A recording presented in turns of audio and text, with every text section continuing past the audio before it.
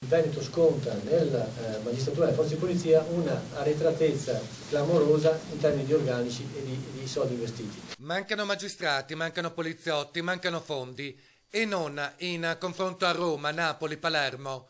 Il Veneto sembra un territorio dimenticato, soprattutto in rapporto alle regioni confinanti o ad altre regioni del nord.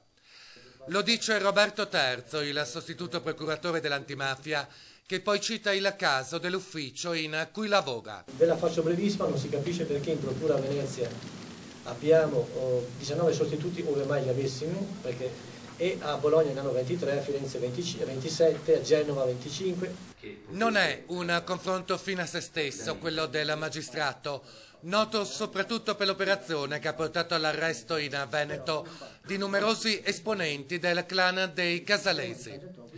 I numeri citati dal PM si inseriscono nell'ambito delle considerazioni sulla vera emergenza della nostra regione, una criminalità economica radicata e dilagante, composta da imprenditori e professionisti, troppo spesso coperta da falsi problemi, quasi ingigantiti ad arte, come ad esempio quello dei senegalesi con le Vuitton taroccate.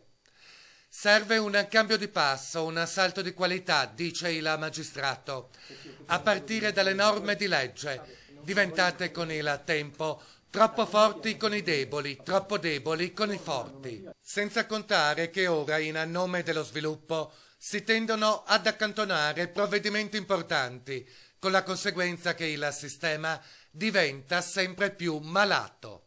Se noi non imponiamo un fermo, serrato controllo dell'economia, non faremo passi in avanti. Se addirittura diciamo che adesso chiunque con €1 si apre una società, per fare che? Con che progetto imprenditoriale? Con chi lo controlla? Beh, allora noi tanto vale che ci mettiamo a raffinare cocaina.